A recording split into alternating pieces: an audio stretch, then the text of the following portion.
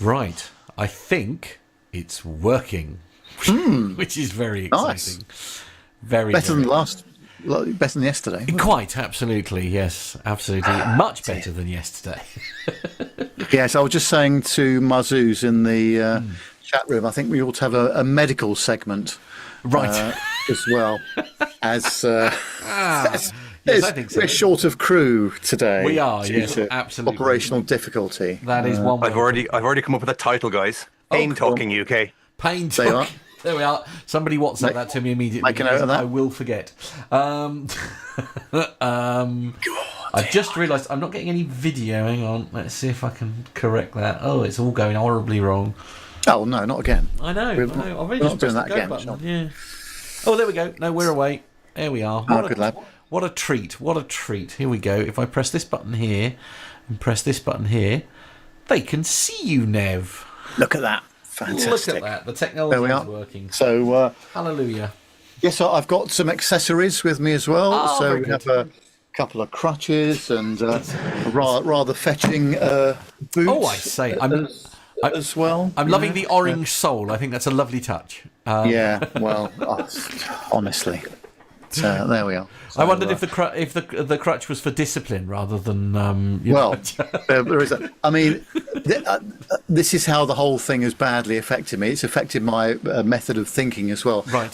Because I take the boot on and off occasionally according to the pain level and all the rest of it. Yeah. So I put it back on earlier today, but I put it on the wrong leg. What? I mean, how is that even possible? It's ridiculous. I thought something was a bit I bet wrong. it was a lot easier putting it on the non-damp. But it was a lot less. That was the thing. I thought, oh, that feels a bit different. Oh, hang on, it's on the wrong bloody Yes, leg. indeed. It's not your finest hour, dear. Mrs. did not provide any sympathy. No. In fact, bless her. I'm sure she was rolling Especially around on the floor after the present I gave her as well a few days ago. So she's, right. What was the present that you gave her a few days ago? it's the norovirus. Quickly now. Yeah. Yeah. So that was very... Oh, what a lovely gift, Nev. that was that. So I picked that up from our local A&E, I think, or Right. possibly Yes. the flight back from Edinburgh. I don't know. But yeah, so I've given that to her. So she's delighted. As you bet. can imagine. Yes, I can imagine. But yeah, it's been. I mean, I suppose the only good thing, if there is anything good to come of it, although we've had to cancel a lot of our Christmas stuff anyway, at least this has happened now and not over Christmas, because it would not be the first time we've had Christmas in bed, basically, Right. ill, because that's when people seem to get. Ooh, Vicar. Yes, I Yes. say. No, it was Ooh, yes, matron. So yeah, lovely. but, Any excuse. I don't know. Oh, bless. Thank you to my chums in the chat room as well, Bill, Tanya, and John, and everybody. Really appreciate. I've got a lot of messages as well from my chums at work. Some of them sympathetic, some of them claiming I was trying to get out of doing exhibitions. But one thing it did, of course, mean as well is that our friend Allan, who is joining us today, was very kindly going to pick me and my colleague up from Dublin Airport, Terminal 2. Had to abort that. Finally. So, yes. I've got a bit of audio weirdness going on. Alan, can you just mute things your end just for a second? I'm trying to see if I can ascertain where it's coming from. One moment. How about that? And then when that's... okay, so it's not coming from... Nev, just speak. Yep, hello. Plain Talking UK, episode 531. There's a very weird echo. So it's not. I thought it was Alan, but it's not. It seems to be coming from you. Oh, yes. Let me see if there's a bit of adjustment in Zoom for that business. Yeah, I can hear kind of an echo and there's a weird fan sound as well, kind of a it constant sounds whirring. like but only when you talk. Only when you talk. Very strange. Yep. Let me see if I can make an adjustment. Then It's like you've got an effect. Now you're on going your down a voice. tunnel. Yeah, it's like you've got an effect on your voice. It's amazing. Very top of the popsy. Yes. if I turn that off. Right. So what about that? Is that any better at all? It is clearer, but it's still there. Have you got any echo cancelling on? I It's like the desk is hearing itself. I know what you mean. Yes. Let's see what I can do. I mean, the only other thing I can do, I can go straight to the built-in mic on the Mac, if you like. I'll just try that. See if it has. Yeah. Oh, there it goes. Is that better? Yes, it's completely gone. Won't sound as nice. But, No. Yeah, this is a problem with the latest Mac OS and external USB interfaces. I'm Is afraid. it?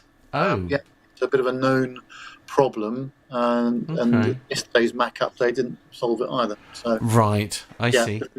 So I don't need the mic anymore because you're Because we're not using it. the computer.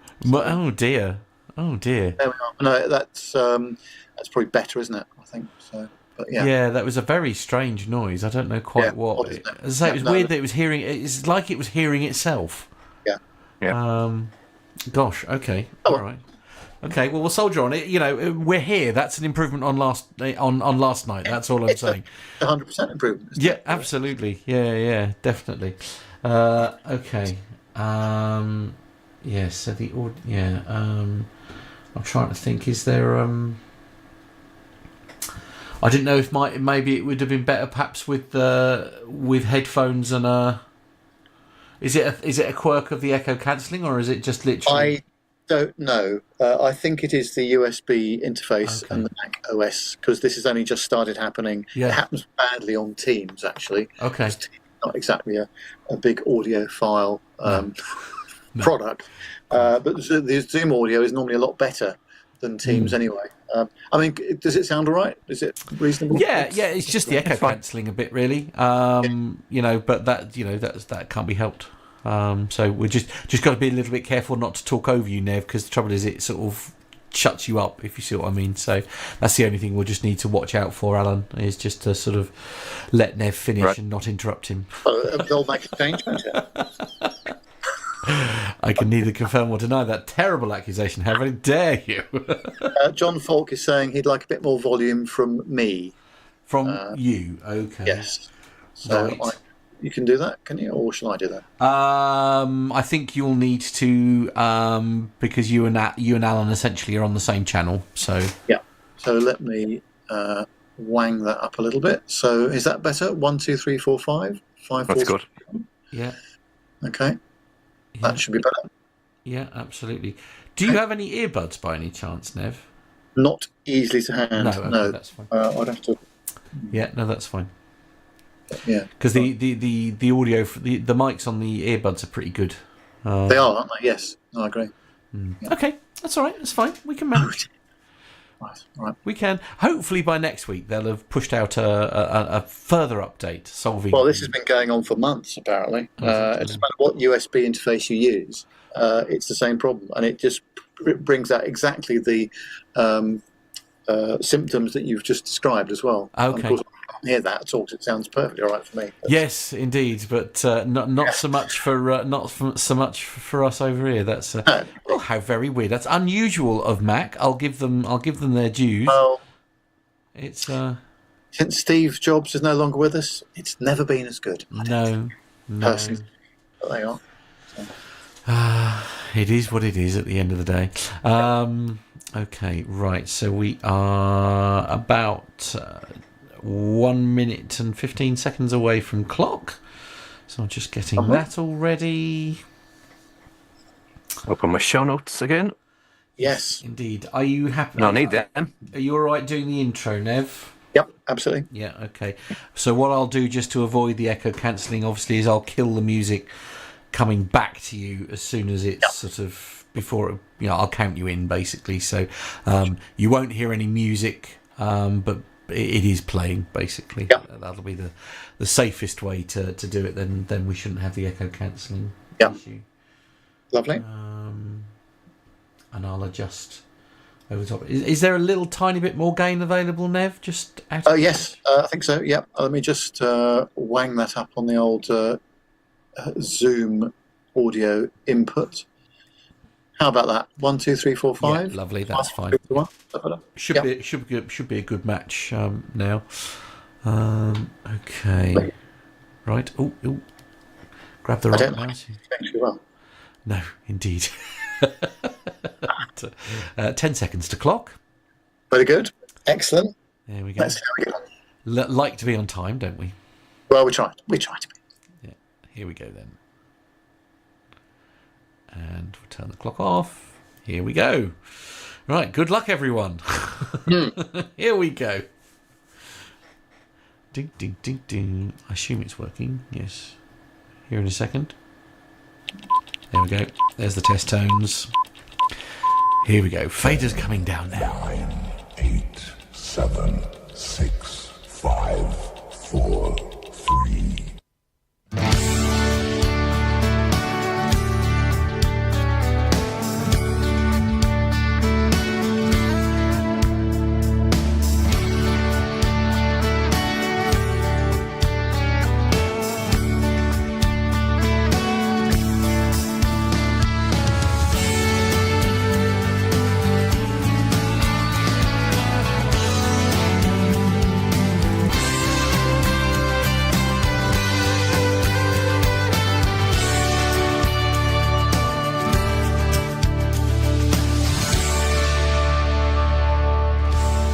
Well, hello and welcome to this week's episode of the Plain Talking UK podcast.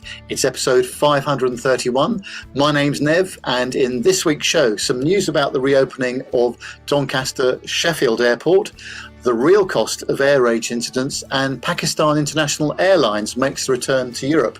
Also, we have a fascinating video from our listener John Falk about his love of and family connection with aviation. In the military, Croatia retires Europe's last MiG-21s, the gigantic Philippine Mars takes flight, and US buffs are flown in Norway. Well, joining me this week in the PTUK Master Suite studio is Matt, but it's not a Wednesday, it's a Thursday due to some operational challenges from yesterday. Indeed, absolutely. One or two of them still seem to be sticking around, Nev, but we're soldiering on regardless, aren't we? We're going to get this out if it kills us. That's what.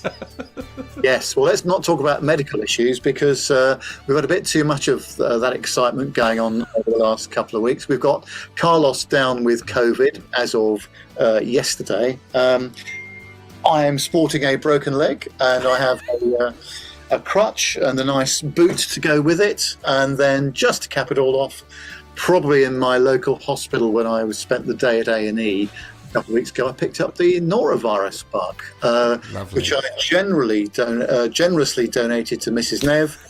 It went down like a sack of potatoes because she's immune suppressed as well. So it's all been fun over in the PTUK area. Indeed, so, it's been a challenging week for everybody, I think, really. And has Mrs. Nev forgiven you yet? That's the ultimate question. She's extremely cross. I think she still makes me some tea occasionally and stuff like that. But no, I'm not the most popular fellow, I must say. But I can't complain too much because, this all happened a couple of weeks ago when I was in Edinburgh and I was just walking on the pavement, completely sober.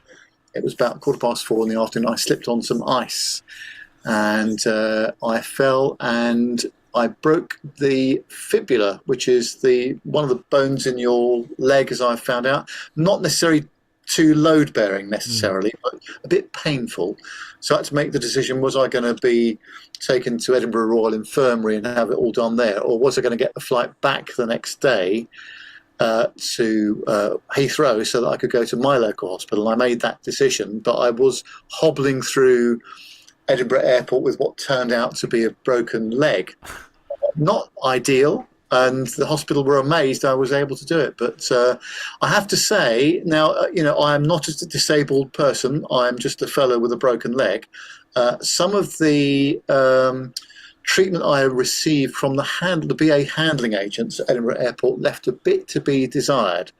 So they need to do a bit of work on that. I think I'm not going to say much more about it, but could have been better, really. But so I got home, got to the Heathrow Airport. So two things came out of that. One of the things was if you get a taxi from Heathrow Airport directly to my house, which is 45 miles away, about 60-something kilometres, it's £258 sterling. My goodness me. Quite a big number. That is a very big number. It is. Also, with the norovirus thing I picked up, I also picked up a top tip. So if you want to lose 6 kilos in 3 days, norovirus is the diet for you. It's extremely effective, works really well. And to the extent that I've lost a lot of weight quickly, not from my stomach, of course, which I need to lose it from, but from my face. I've had to relearn my Face ID on my iPhone because I couldn't get into it. Oh, wow. It's just ridiculous. Absolutely ridiculous. But, yeah, it's, I think it's fair to say, Nev, you've had a bit of a week of it. Let's be honest. It's been a bit of a challenge. But luckily for us, one of our listeners has very kindly got in contact with us to see if we'd like a hand on the show, as we've got a man down, and we've got Nick is over in Tenerife, Armando's flying somewhere, Andy's doing another sim with his boss, I think, at Gatwick. Matt C is also doing some nativity with his children. But joining this week is our extra special co-host from God's own country, Mr. Shamrock himself, Allan Whyte. Hi, Alan. Hiya, Nev. I don't think I've ever been called Mr. Shamrock, but okay, fine. It's a strange one. I'm just thinking about the airline that you prefer to fly when you're flying in and out of your country. That's one way of looking at it, I suppose. There we go. I think so. What's going on with you, Alan? What's happening at the moment with your job and flying and all the rest of it? What's happening? Oh dear, he's disappeared. Okay, lovely. All right. Well, hopefully he'll come back in a moment. Yeah. Fingers crossed. So got some weirdness on my camera there as well. Yes, I don't know what's. Oh, it's all going very smoothly, isn't it? Okay, all right then. Well, hopefully he'll drop back on in a minute. We'll let me press this button here so that we don't get that weird video weirdness that we had a moment ago. There we are. You're back, Neff. That's very good. I'll wait for Alan to come back as well. Yep. But of course, Alan was supposed to. The idea was that I was flying to Edinburgh and then back to Heathrow, then flying out to Dublin. And Alan had very kindly offered to pick me up from the airport, take me into the city centre, which was brilliant. So there we are. But anyway, I think he's rejoining us very shortly.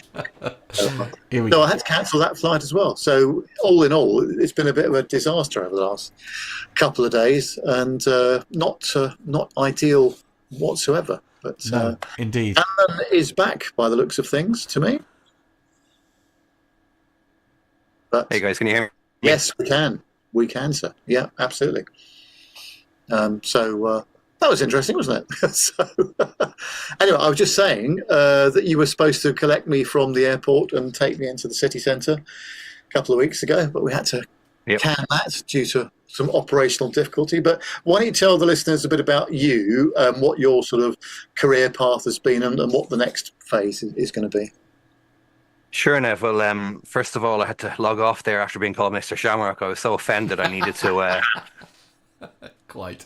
Absolutely. I know we talked about the show notes, but that was a new low for me. But anyway, great to be here, guys. Thanks for the invite this evening. Listen, I met most of the guys in Dublin at the start of the year. It seemed like it was only about 3 weeks ago, but it turns out that it was nearly a year ago now at this stage, when you were over for the drone summit in the RDS. My name is obviously Allan Whyte, and I've been working in aviation for about 15 years. My background started off in pharmaceutical sales after university. Always wanted to fly. I did a few hours before when I was in school, just to get a taste for it, went solo, and then after that decided to save a little bit of money. Went to Australia in 2008 to do my commercial pilot's license. A long way to go, I know, to do your training, but it was well worth it. It was some great experiences down there. Great place to learn to fly. Some good crosswinds. Very difficult place to navigate. Came back to Cranfield in the UK then to do my multi-engine training.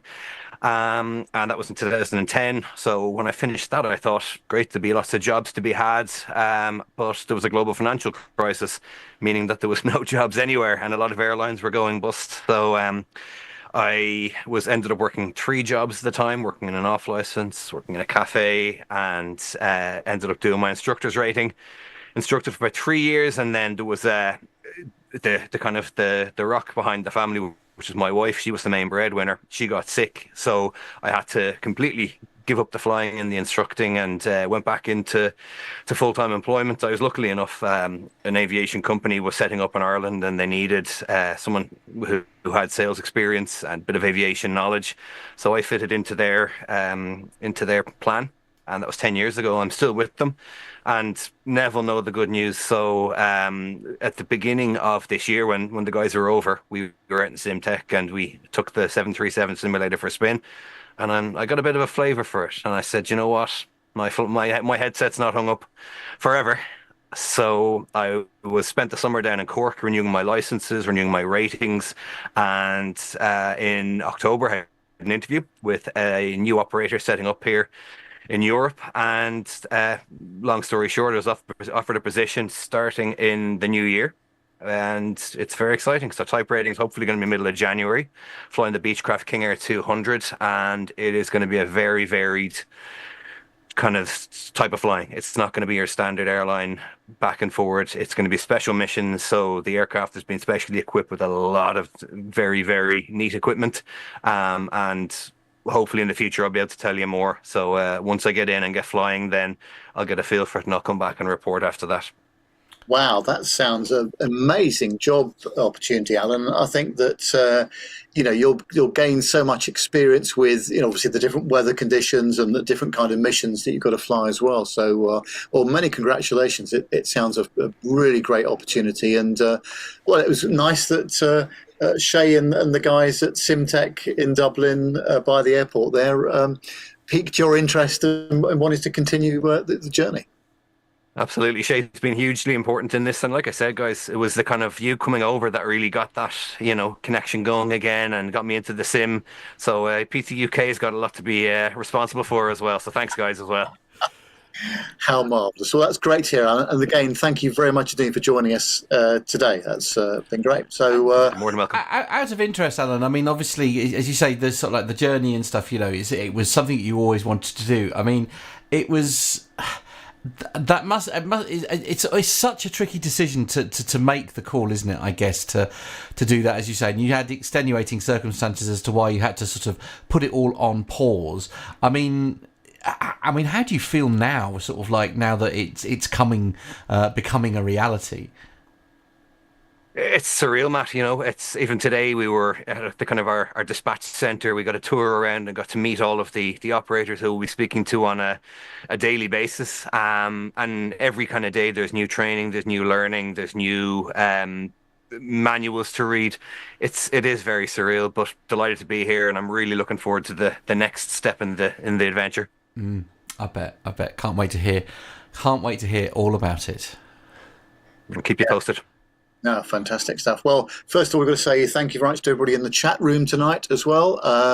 We've got Richard Adams in there very briefly, Mazuz, John Falk, Alan Whyte, of course, Hobby Time's in there, Bill's in there, Tanya Wyman, Dirk S., Darren Smith, Carl Stebbings. I thought he was ill.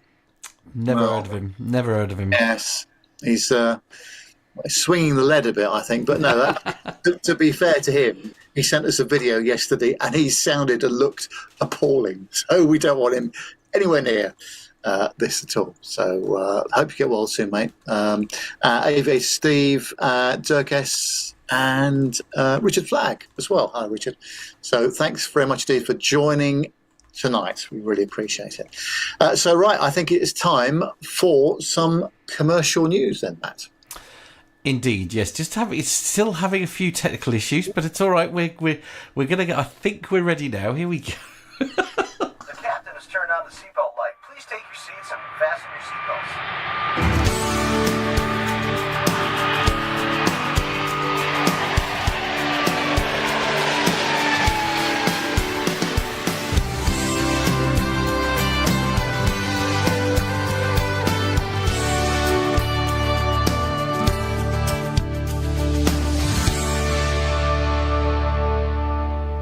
Well, the first story is about a very decent bit of runway, actually, which Anna's going to tell us all about, the fact that it's opening up again. A very decent bit of runway and also a very decent air carrier, Nev. Yeah, the first story comes to us from the BBC.co.uk this evening. And it's the first aircraft lands at airport since 2022 closure. So planes landed at Doncaster Sheffield Airport for the first time since its closure 2 years ago. Aviation and aerospace company 2XL was given permission by Doncaster Council to bring one of its aircraft back to the site as part of a winter maintenance programme. The 1977 Piper Panther PA-31 Navajo twin-engine utility plane, that's a long one, is used for search and rescue work and touched down on Friday. The airport's been shut since November 2022 after the owners Peel Group said it was not financially viable. The council has said reopening the airport will create 5,000 jobs and transform the region with an aviation hub. 2XL has leased a hangar at the airport for more than 10 years, and although it has continued some operations on the site, the company relocated its fleet when the airport ceased operations. It flew the Piper Panther in ahead of the rest of the fleet, which will be housed at the former RAF Finningley base over the winter. The aircraft will be delivered in a managed process known as an unlicensed flight, as they do not carry passengers or cargo. The airport's set to reopen in 2026 after the council agreed to lease the land from Peel Group. An operator will be contracted to run the aviation business, and a successful bidder was identified last month. The council also requested that the Civil Aviation Authority delay a decision on whether to suspend controlled airspace around the site. The Doncaster Mayor, Ros Jones, who watched the 2XL aircraft land, said she was delighted to see it return. It's an investment for the whole of South Yorkshire and beyond. Medium to long term, it will be the economic stimulus that the whole of the North needs, but South Yorkshire and Doncaster as well. Andy Offer, who's the director of 2XL, added, "It's a testament to all of 2XL that we absorbed the pain caused by the unexpected closure of Doncaster to aviation in November 2022. It's a place we've been proud to call our home for more than a decade, but it's important to recognise that we never left. Throughout the past 2 years, 150 people have continued to work in our hangar." Now, can I just first of all say by saying, hallelujah. Finally, Yeah. a bit of good decision making going on here. I mean, I couldn't believe it was shut, that they closed it to begin with. I was just looking at the specification of that runway. It's 2,895 metres long by 60 metres wide. So that's actually wider than many runways, isn't it? Yeah. And, but yeah, 9,500 feet, you can carry a lot of payload off of that, can't you, in all sorts of aircraft. So, no, that's fantastic. Well, let's hope that operation is successful and it continues, and it then attracts more people to the area. John Falk is saying in the chat room, by the way, and one of the sort of like the side adages to that is that the Vulcan, the XH558, will be able to stay at Doncaster as well as a result. Of course, Absolutely, sir. Yeah, so that's very exciting. That's the one that was flying until recently, wasn't it? That was the last. Yeah. I had the great pleasure of I can't remember the name of the air show where we went on a coach trip. Always nice, isn't it? I went on a coach trip to it, and my lasting memory of that is I've never heard a noise like it. Oh, yeah. It was quite. I mean, it certainly wasn't stealthy in its arrival. Let's put but so let's say a bit of side good news as a result of the airport sort of finding a new purpose, essentially. Yeah, no, great stuff. I'm delighted to hear about that. That's really good news indeed. Now, of course, with a positive story, we always get a negative story as well, don't we? So this is the story for you, Matt, about air rage incidents. Surely not. Indeed, and apparently they're on the rise, which is what sort of sparked this story. This is in the Guardian.com, and the headline is US Airlines attempt to crack down on air rage incidents, but why are they so common? Was it the too big carry-on, or perhaps a rise in passenger intoxication, or the gate lice? Whatever one of those, that sounds horrible. US Airlines are attempting a crackdown on passengers' bad behaviour behaviour without anyone being exactly sure what led to the increase in problematic travellers. Last week saw Svetla Dali, a US resident travelling on a Russian passport, appearing in court in Manhattan after stowing away on a Delta Airlines flight to Paris. Dali had slipped through security, boarded the plane, and was only apprehended when a flight attendant allegedly saw her going between bathrooms as the plane came in to land. She later allegedly resisted efforts by French authorities to return her to the US. Dali's case, whilst unique in its security failures, is not when it comes to generalised bad airline travel behaviour. Out of the ordinary travel attitudes came to broader attention during the pandemic when airlines, desperate for revenue, dropped prices. 3 years on, and with air travel prices high and planes packed, Transportation Security Administration data says 3.09 million passengers were checked in on the 1st of December, a new record, and only the second time that a number has surpassed 3 million. The phenomenon has not significantly subsided. Among the highlights, a fight over a blanket on an Air Canada flight to Montreal from Morocco that was later cancelled. A man on a United Airlines flight from Austin to Los Angeles had to be restrained after he began violently kicking a seat and smashing a plastic tray table. A woman, Tiffany Gomez, who yelled that... nearly read that out. Oops. Whoopsie. That MF will say back there is not real during an altercation on an American Airlines flight. And a woman who threatened to pee in the middle of the aisle because a flight attendant told her that she needed to wait to use the lavatory. The Federal Aviation Administration, the FAA, counted 1,900 reports of unruly passengers in 2023. The problems rose sharply during the pandemic, with the FAA noting a 492% spike in 2021. One analyst found there were more air rage incidents that year than in the 3 decades before COVID combined. Psychologists blame the uptick of a number of factors, including worsening cabin conditions, the normalisation of aggressive behaviours against service workers, and political differences. 57% of flight attendants say a passenger has assaulted or harassed them in just the past year alone. Ali Vedrabra, a business consultant, has cited in a University of Wisconsin report citing the stress of tight quarters, noise, bad smells, lack of personal space and hunger to create a perfect storm of triggered people similar to road rage. About half of Americans, 49% is the official statistic, that say people in their area are driving more dangerously than before the pandemic, and that's according to Pew Research. Robert Mann, an airline industry expert, says there are also other factors. Air travel has become democratized, not even sure what that means, so expecting people to act differently on planes than in public at large is probably unrealistic, he says. Mann points to the boarding process, Nev's favourite subject, where...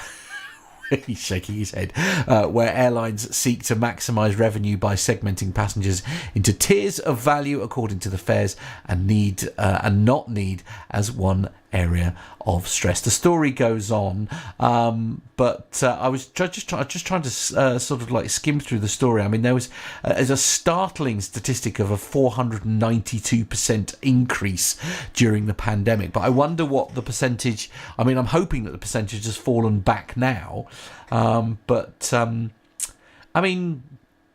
I mean, there isn't a week go by, is there, where we're not reading a story from Jet2, or I always feel sorry for Jet2 because they're a really lovely airline, and for some reason they always seem to end up with the ones that are kicking off the most. It's always Jet2 stories. It's a very good point, but I'm not even sure that it is all alcohol related necessarily, because I've certainly been on many sectors, normally within Europe and the UK and Ireland, where something's happened either on the aircraft or at the gate.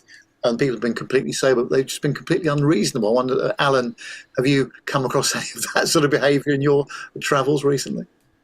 Not recently, but definitely, when you travel regularly, you see it. I think the whole flying, experience is quite a stressful, adventure for people. So everything from getting to the airport, packing the bags, going through security, everything, checking your time to make sure your flight's on time, or if you're late for it, stressful. If it's delayed, again, stressful. There's a lot of various components that come into the melting pot. So it means by the time you actually get onto the aircraft, you're pretty much fit to burst, and anything, whether it's someone taking your seat or putting their bag where your bag should go, you're about to blow up. Yeah, no, I get that. But no, I mean, some people just seem to have taken leave of their senses, where normal behaviour, they've left it at home.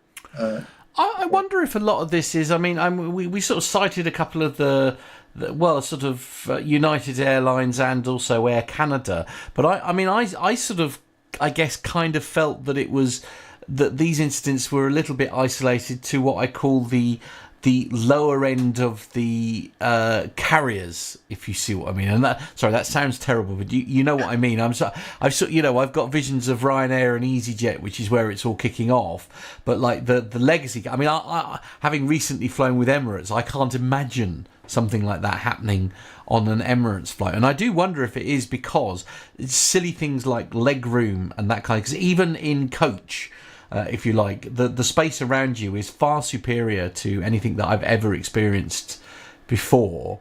And I know United are very guilty of sort of cramming in as many people as they can to sort of do that. And I do wonder if that's, I think the tapping into the conditions, if you like, that we're expected to endure on a 7 or 8 hour flight these days is perhaps very much a factor as to why our patience is wearing thin, for want of a better word.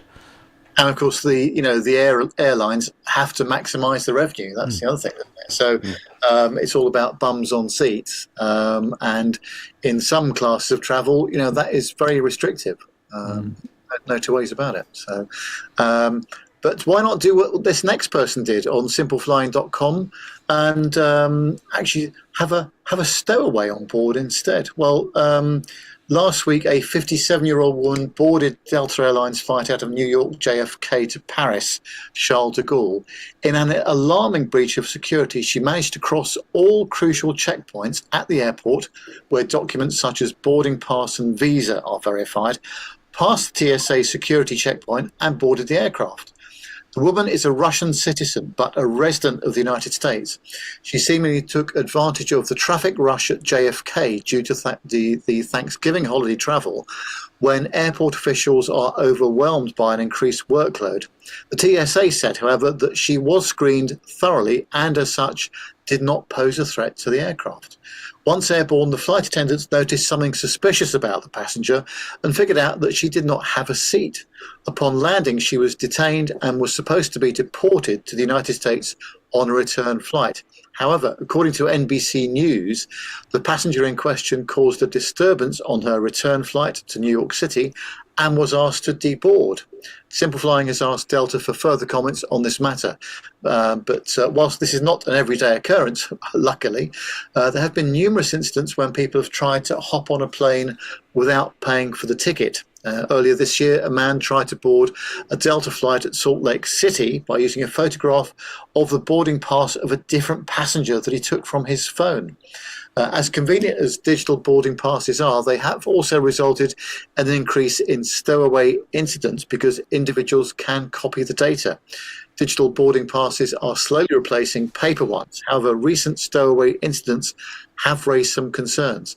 Another similar incident came to light in February this year when a person boarded an American Airlines flight from Nashville to Los Angeles without carrying a boarding pass. Thankfully, there were no security threats on any of these flights, but it is concerning that people can bypass multiple checkpoints to get inside an aircraft without a ticket. Not every stowaway takes the same approach to sneaking inside the aircraft. Some actually have tried to do it the more dangerous way by hiding in the aircraft's landing gear bay and even losing their lives in the process. These parts of the aircraft are often non-pressurized, where temperatures can drop to as low as minus 50 degrees Celsius to minus 63 degrees Celsius, well below what the human body can endure. There's also the risk of falling out of the gear compartment with disastrous consequences. And in fact, in 2022, a man was found dead in the undercarriage of a TUI Airways aircraft that flew from Banjul International Airport in Gambia to London Gatwick.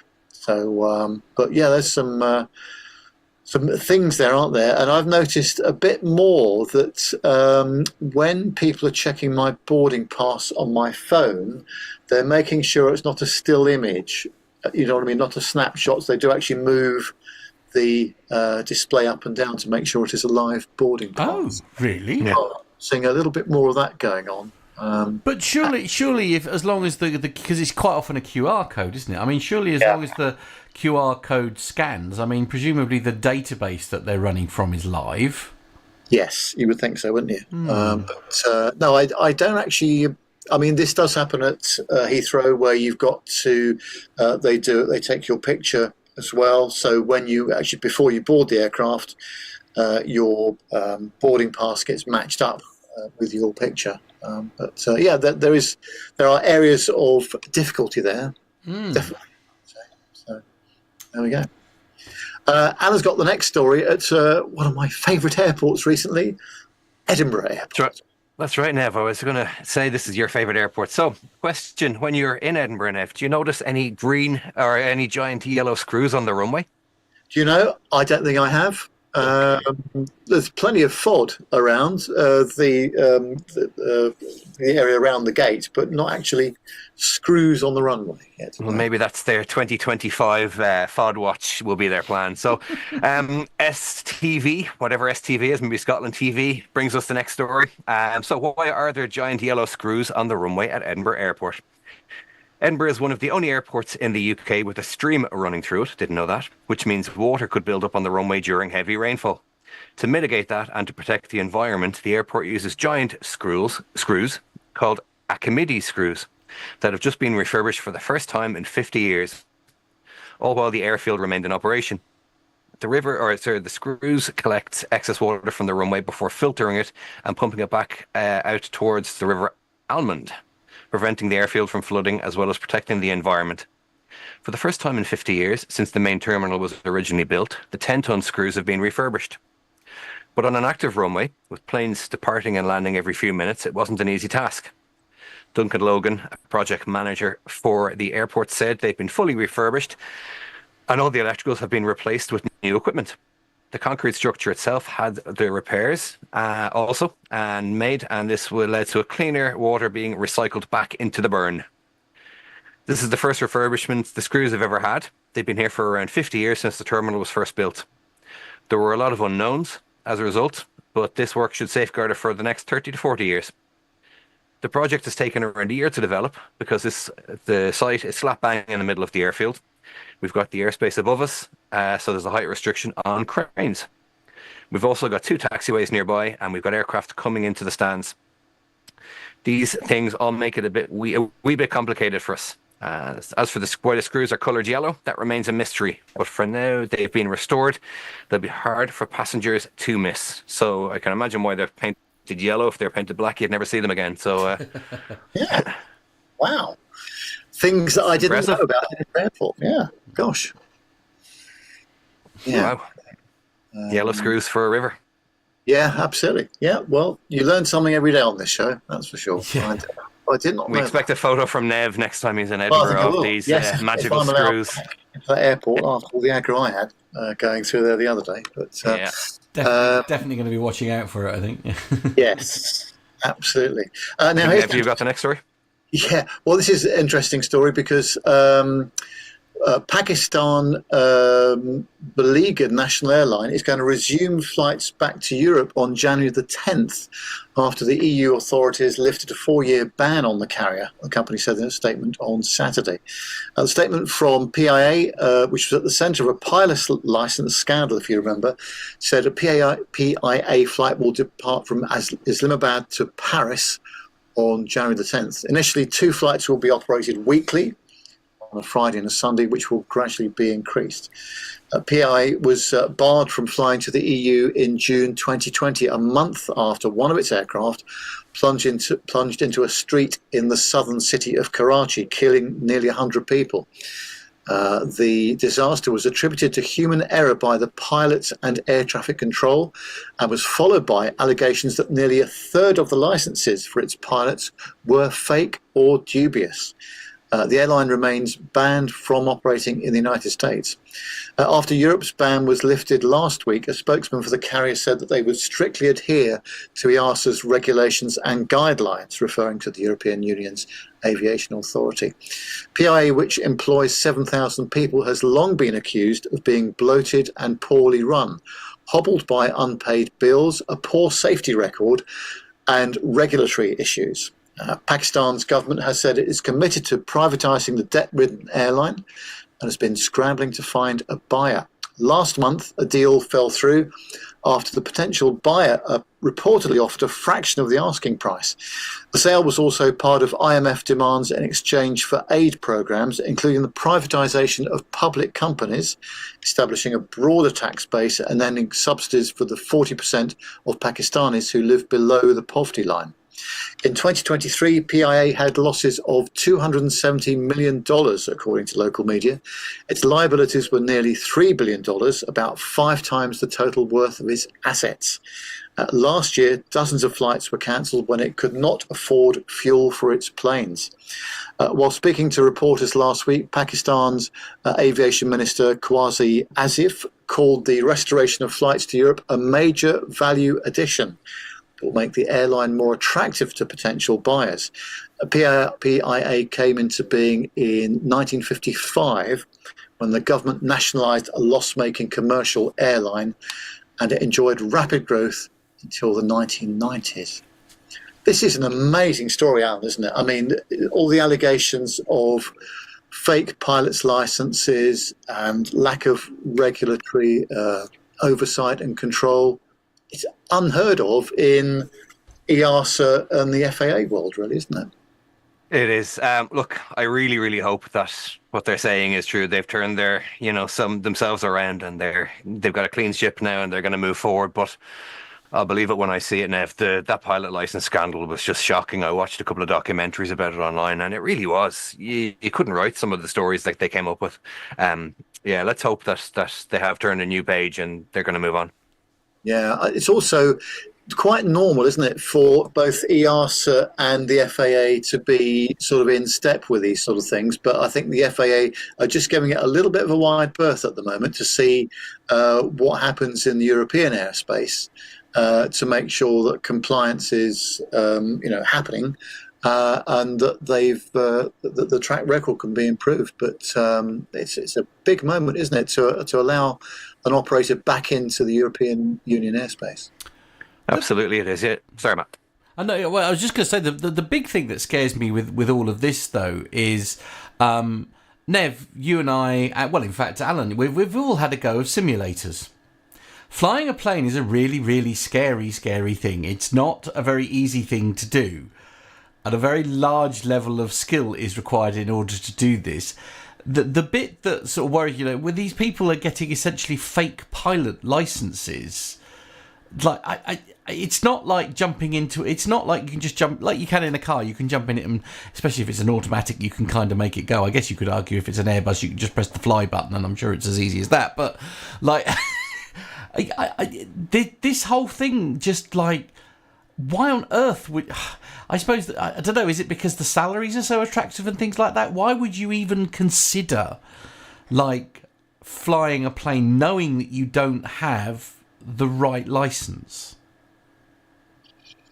I don't know why myself, Matt, to be honest. I'd be scared to get into an aircraft without, 6 months out of the aircraft, without a kind of a qualified captain or a training captain beside me to kind of make sure that I'm fit to proceed. So to kind of jump in off the street and say, I'd like to be a pilot and can you print me off a license there? And I'll be on the first flight out of here this afternoon. I can't fathom how anyone would, from a safety point of view, not for the people on the plane, but for themselves, because that's probably all they're considered about at that time. So mind-boggling stuff.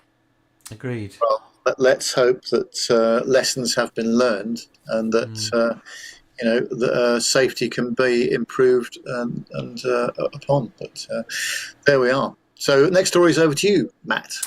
Indeed, and it's coming from the BBC for this one. The headline, unique prototype cargo plane is to be broken up, which is very sad news indeed. A one-of-a-kind cargo plane, which has been in storage for more than 2 decades, is to be scrapped. The Conroy Sky Monster, kept at Bournemouth Airport, was built in the 1960s and is the only one of its kind in the world. It has been kept at Herne since 2002 and at one point appeared to be restored, but being restored. But Bournemouth Airport confirmed reports that it is being broken up, with parts of it going to South Wales Aviation Museum at St Athan. A spokesperson for the airport said that the aircraft had been grounded due to corrosion and had been in the Bournemouth area ever since. Over the years, it appears to have passed through multiple ownerships, but its condition has been deteriorating, so the airport took ownership earlier this year, they said. We have been in discussions over the years with various interest groups and individuals about finding it a permanent home, but sadly, nothing has ever materialised. The aircraft is now being dismantled, and to preserve its legacy, large parts of it are going to South Wales Aviation Museum at St Athan, where we are pleased that they will go on public display. The airport said that other parts would also be made available worldwide, so they could be reused on other historical aircraft. Bournemouth Aviation Museum, which is located next to the airport, broke the news in a Facebook post externally, saying that Sky Monster has lost her battle, very sad news, and she is going to be missed. Dozens of aviation enthusiasts commented, calling the move a waste of a plane and a sad end, responding to the messages. The museum said it did try to take on the aircraft, but there were legal issues and it would have cost thousands just to get her across the road. Built in California, the Sky Monster is the only prototype of its kind, modified from a Canadair Charlie Lima 44. The aircraft, also known as the Guppy, was flown by a number of airlines around the world before being mothballed. Now, this really is a super sad story, really, and for a nation who are usually very good about preserving history, I'm very surprised that something as unique as this has sort of, like, if you like, lost its battle to be preserved in its entirety. I feel quite uncomfortable about it being chopped up and only parts of it being shown, being on display at the museum in Wales. Do you get what I mean? It just seems a bit sort of strange, really. I mean, is it because, in some respects, you'd think that a prototype would be more desirable in some way, perhaps, because it really is one of a kind. But is it just the fact that a museum is not necessarily going to be interested in it full because it's just not a sexy aeroplane? What do you think, Allan? It always brings me back to Bruntingthorpe and all of the incredible aircraft, the other Guppies that we lost from there. And I know museums have limited resources and funds, but you just wish a private investor or somebody will come in and give it a new home. I know it's wishful thinking, and if we had lottery wins, I'm sure we'd all, as aviation enthusiasts, we'd all do it ourselves. But it's really, really sad to see, especially when it's a one of a kind like this. Yeah, it's you kind of lose aviation heritage, and that's it. It's gone, isn't it? The facilities down in Cornwall, if you remember, last year had to close as well, and many other examples of things that have not been able to be preserved, which is a great pity, and we'll just never get them back. So, whether they're prototype or production aircraft. Next story is for you, Allan, and we're back at Bournemouth Airport again. Strangely, Bournemouth Airport, with the mirror, where all of our brilliant aviation material comes from. Always, always, 100%. So, tiny UK airport where huge Boeing 747s storm over the English countryside. An airport surrounded by natural beauty is slated for expansion following high demand. While most UK airports are located near busy motorways or suburban towns, passengers taking off from Bournemouth Airport will be soaring over picturesque views of the countryside, with glimpses of the acclaimed New Forest National Park that lies just 8 kilometres away. The airport in Dorset invested more than £5 million in new facilities and equipment this year, as expected to handle a record number of passengers. Now, the airport has submitted plans for further 900 more car parking spaces to the current car park, and it fits around 2,600 spaces already. So according to the BBC, the application, which would see parking spots built to the south of the runway, maintained that there would be not any likely effects which would be deemed significant on the local road network and traffic flows. Let's see how that works out in about 2 years. All passengers arriving back at Bournemouth Airport and anyone meeting or greeting arriving passengers will need to look out for temporary signage indicating new routes to our car parks and onward travel, the airport said in its website. These are necessary due to commencement of our development plan, and we thank you for your patience while we work hard to improve our facilities and service. If you haven't heard of Bournemouth Airport, you may soon find yourself flying from there. This is because popular tour operator and airline Jet2 announced it will be offering flights and package holidays from the Dorset base starting next year. Budget airline Ryanair already based a second aircraft in Bournemouth earlier this year, while TUI's second plane flying from the airport meant an extra 60,000 seats became available for jet setters. Passengers will also be able to make use of the airport's new scanning equipment, which means customers will no longer have to take their liquids and electronics out of their bag when going through security, as well as new information desk and improved baggage screening, which we just covered. However, it's worth noting that not all airports have the new security scanners, which means you might not be able to bring the liquids exceeding 100 millilitres that you brought out from Bournemouth back into Bournemouth from other airports around Europe. Bournemouth Airport now offers routes to a slew of popular European destinations such as Venice, Tenerife, Rhodes, Prague, Madeira, Zadar, and Edinburgh, as well as further afield hotspots including the Caribbean. Agadir, a famous tourist resort located in Morocco, was the latest to join its flight schedule. So a bit of good news for Bournemouth. Yeah, good that Ryanair basing a second aircraft there as well. I'm assuming that's for a Dublin rotation, I would imagine, or maybe to Cork. I don't know what the sectors are there, but I'm not sure enough. Ryanair's thing is all about sensibly priced landing fees, isn't it? So hopefully Bournemouth have made it attractive for them to do that kind of thing as well. No, I mean, we've got, well, you know yourself, Alan, we've got so many of these regional airports in the UK, but we kind of need them because we just, the major airports just don't have the capacity, especially during the holiday season as well. That's a really peak time, isn't it? So, and also, if the major airports get a kind of monopoly, we've seen it, the passenger charges that they're adding them every single year. So it's great to see the likes of Doncaster, Sheffield, Southampton, Bournemouth, Newquay. More power to them. Get more routes in. Get more flights. I've seen it with Cork this week. They've announced two new routes to the likes of Bristol and Bordeaux, and it's brilliant to have options outside of the main hub of Dublin in Ireland. So it's great. Just talking about Dublin, I mean, the DAA, I'm sure I've read and heard that they are actually they're limiting the number of flights in and out of Dublin, even with the dual runway situation that they've got. So they probably need, the country needs to have more regional connectivity, I would imagine. 100%, and they should really look at Cork because they own the Cork airport as well. Cork is part of the DAA group, but Dublin Airport's had a cap on it of, I think it's 32 million passengers, and that was decided in the late 2000s, and it's nothing to do with the capacity of the airport. It was actually to do with the amount of infrastructure within the airport at the time. There's no rail link directly into the airport, so there's just taxis and buses. Since this legislation was passed, there's actually been a huge amount of new expansion, new bus routes, a brand new bus terminal has been put in within the airport facility. So now the connections across the island, not just to Dublin City, it's gone up at a huge amount. So the capacity in Dublin can grow, but from looking at the numbers, the projections, they're saying that next year I think Dublin is going to be down 3.3%, whereas nearly every other airport is going to be showing good growth. And that's down to this cap. Absolutely. Darren Smith kindly points out in the chat room that those Ryanair rotations are to Spain and Portugal from Bournemouth. So that's another good holiday.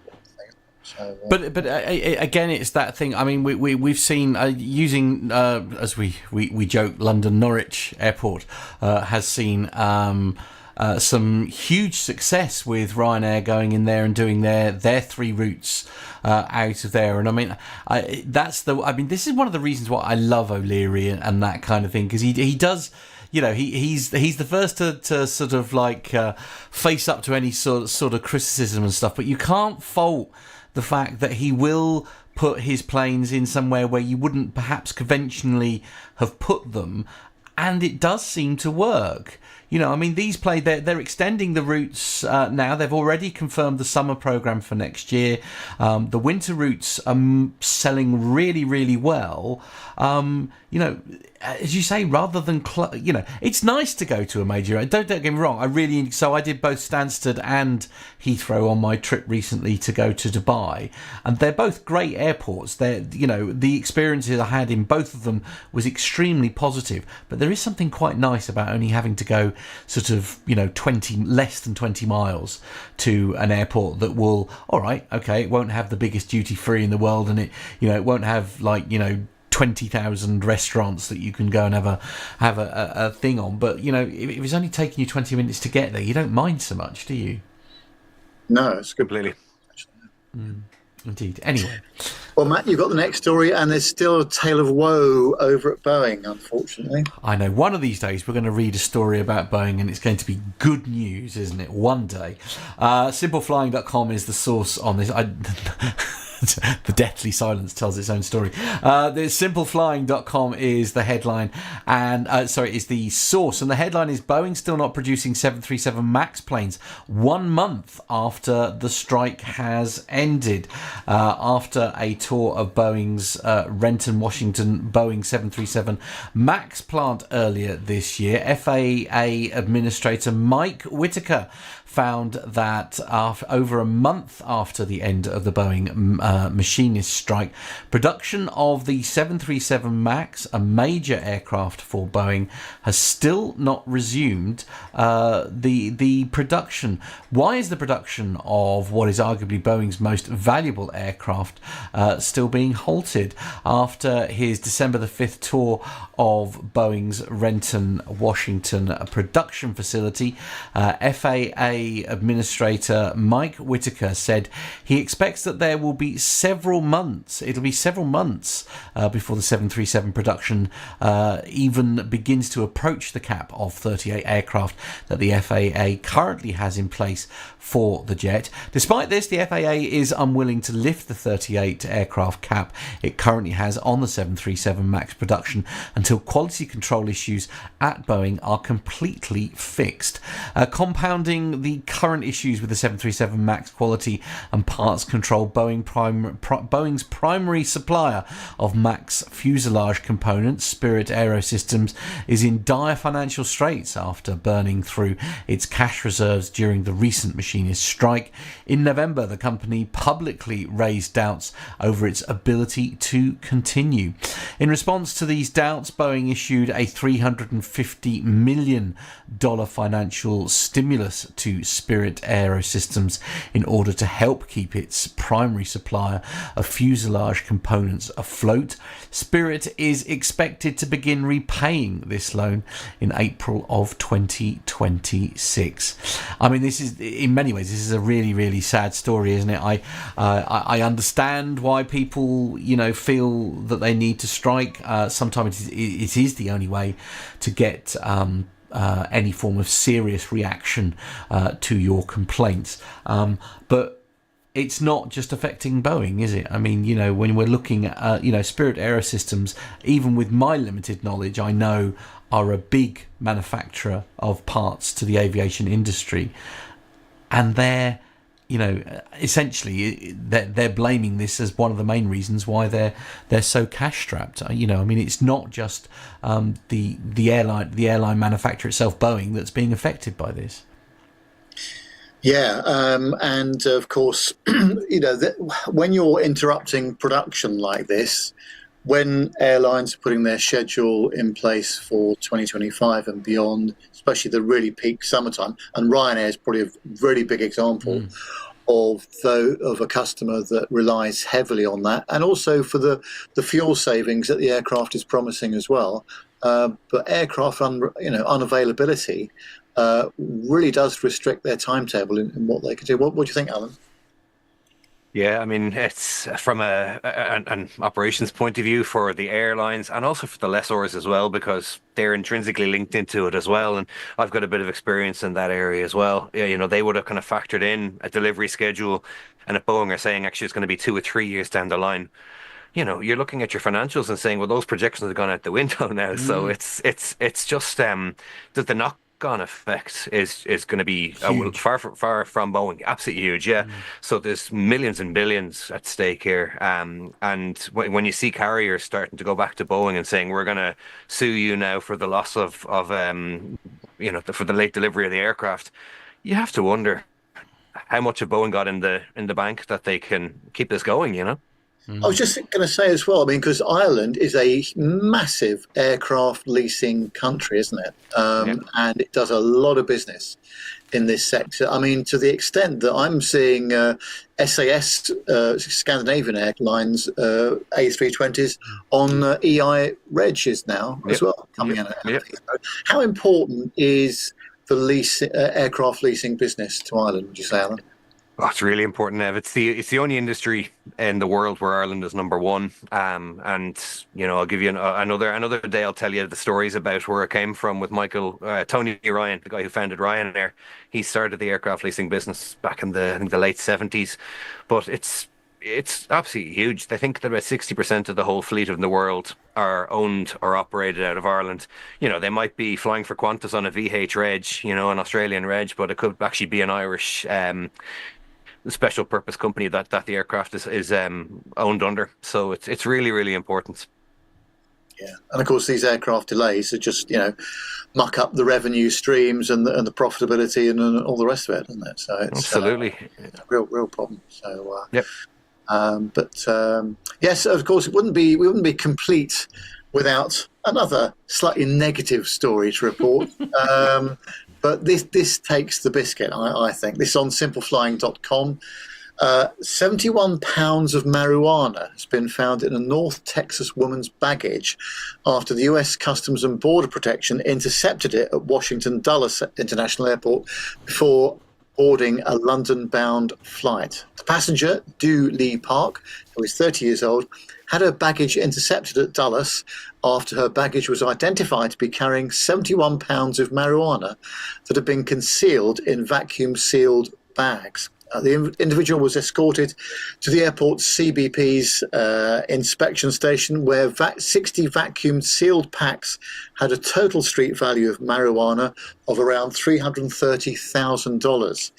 The Metropolitan Washington Airport's Authority Police then arrested her on November the 23rd, and she has been charged with felony possession with intent to distribute, transporting controlled substances into the Commonwealth, and narcotics conspiracy. I would also add to that probably all the gear and no idea. But the potency of the marijuana has not been made public. But if Park had been successful in her drug smuggling, the street value of the controlled substance could have had the potential to fetch 2 or 3 times more in value, according to a report by CBS News. And on another story, 2 suitcases of meth were intercepted at LAX on November the 6th. The passenger, who was attempted to fly on a United Airlines flight to Sydney, Australia, was identified to be carrying 70 pounds of meths concealed in the male's clothing, including a cow-themed onesie. CBS News obtained the criminal complaint file, which showed that Raj Matharu had checked in 2 suitcases, which were screened before boarding onto the flight. The CBP opened the bags and found dozens of light-coloured clothing that were covered in meths and were stiff to the touch. The chemical analysis identified that the powder was meths, and the authorities were able to recover over 70 pounds of the drug from the drug-laced clothes. It is believed that the clothing garments were likely washed in white meths and then air dried. He was stopped at the gate by authorities and admitted to being the owner of the bags. He was taken into custody and accused of possessing meths with the intention to distribute. I don't know, but if you're going to try and smuggle stuff through of any sort, is an airport, the best way of doing it with the amount of security that is available now. It's just beggars belief, doesn't it? I mean, it makes for a good TV show, that's all I'm saying. There's plenty of those shows around, aren't there? Indeed, absolutely. I must admit that they're a bit of a guilty pleasure of mine, especially if I'm struggling to sleep, because you can usually find one on one of the channels somewhere where there's that all going on. It's just, well, I guess they just thought they were going to get away with it. Well, there we are. Anyway, that brings us to the end of the commercial news segment for this week. Coming up next, you may have seen on our Facebook page, we have the caption competition. And hopefully Matt is going to display a picture of the item that we showed. It's about the only thing that's working in the studio this evening, I'm pleased to say, so that's all good. Let's try and describe this, shall we, Matt? What would you say this is a description? So it's I'm going to say it's a sort. I feel like it's like I was going to say like it's a sort of a fly by wire type sort of glass cockpit type sort of thing, and where you would perhaps expect to see on an older aircraft, shall we say, like an engineer or a third party, shall we say, that's in the cockpit. They're assisting you with there's a rather glamorous looking area where one could take a comfort break, shall we say. A toilet, basically. A toilet in a cubicle with a load of screens and buttons. There's so many opportunities for comment, and our listeners have not been shy. No, they have not. No. We're going to take this between us all, Alan, if that's all right with you. So that's all right. We'll start with Jenny Parkinson, who says, "Pilot's wish!" Exclamation. Quite absolutely. I suppose it saves the awkward conversation of knocking the door and sort of being allowed out of the cockpit to, you lose all that, I suppose. Some organisation called the Plane Talking UK Podcast, don't know where that one Never heard came of them. from. Never heard of them either. Says the CAA have insisted that the flight engineer is reinstated. I think that's Alan? the way. Next one. We have Kevin William Lerman has said tonight in flight crew meal is a nice curry. You'd need it, wouldn't you? Well, absolutely. Very convenient, I think, especially if it goes through you like you wouldn't believe. Yeah. Richard King says it's where the poulot sits. Oh, I see. Oh, dear, I see. I see what he did there. I'm not quite. Going Boeing is Nick Anderson's contribution towards. Bless him. Darren Smith has said after Storm Dara, the flight crew are taking no chances with bumpy landings. Good point, well made. Absolutely. Absolutely. Yeah. Terrifying And stuff. in a similar theme, Dirk says, on your way back from India, this will be a true jump seat. Convenient, I think, is the word we're looking for. James Graves Brown, he's been in touch. He says we've added a cockpit to the. We've added a cockpit to the cockpit. VFR only. No more upset stomach excuses. Fly the damn plane. I mean, the only way you could improve that, I suppose, is to have like some kind of viewing window like in front of you. Yeah, indeed. Restricted view, I think you'd call that seat. Yes. And so Alan, next one's for you. Yeah, next one from Mazouz Kareem. The designer had the horrible realization that he may have mistyped the Argos catalogue number. I think that's my favourite. Excellent. Yeah. John Falk says only the galley has to be relocated by the behind the captain before the cockpit door can be sealed for the duration of the flight. Oh dear. He's sunning himself in Tenerife as we speak, but Nick Codling has said, if it's a Boeing, I ain't going. I'll take the next one because you can't have Nev read out his own story. So Neville Bounce said, brings a whole new meaning to the expression captain's log. Oh, Nev. Oh, Nev. Now, if I could just add a bit of reasoning behind that. No, I don't think so. That was Mrs. Nev's suggestion. Was it? Right. I have written it on her behalf. Have you? She just took your phone, is that it? Did she? Yes. Yep. Yeah. Indeed. And my boss from the company I work for is Stephen Patterson, Boeing Institute Emergency Crew Measures in case of MCAS malfunction. They're quite. I'm very impressed with your boss's knowledge here. That's very good. It's very good, isn't Used it? to be a ground handling agent at Aldergrove Airport back in the day, Belfast. All right. So he's more familiar than any of us then, probably, on these matters. I want it to be the real one. Jean-Luc Picard has been in touch saying, Boeing go paperless. So Kevin Murphy has said, this jump seat is just crap.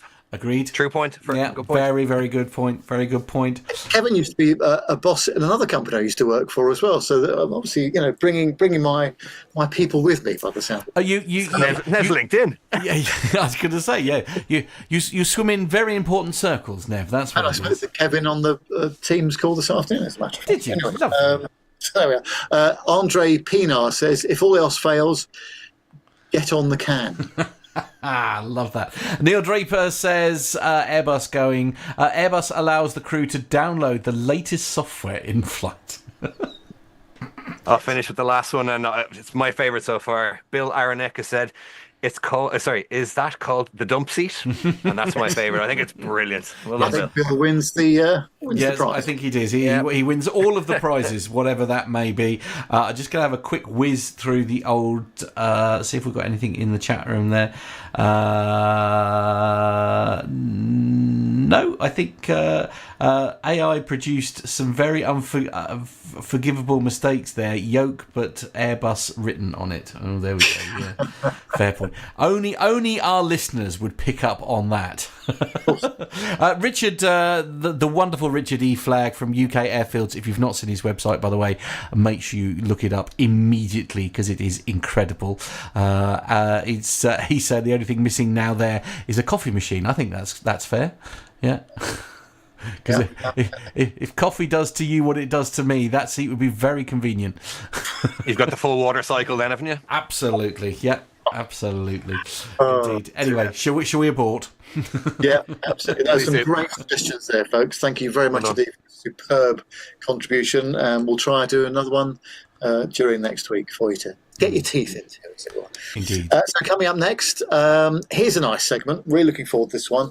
A couple of years ago, obviously, Carlos and myself went to the Jersey Air Show, if you recall. Had some really good conversations there. But actually, on the way there, we were sitting behind this fella, John Falk, who was a passenger on our BA A319. And we got chatting to him and exchanged business cards. We had a very interesting conversation with John, and actually very soon after that John became a listener to the show, which is brilliant, and we've had some really good chats ever since. John's got some really interesting insights from a family point of view, and also a general interest point of view about aviation as well. So John has very kindly put this segment together for us, so let's have a look at it now. So, I think we are live. Well, I hope so. Have you had your push notification? No, those days are behind me. I think I'm not capable. Yeah, I'm not capable, but I still try. Very trying, dear. Clock. It's not like me. I'm normally on it every morning. I'll have a little look and see where we're at, and I literally haven't even looked at them since Monday. La la la la la la. Standby studio. 10, 9, 8, 7, 6, 5, 4, 3.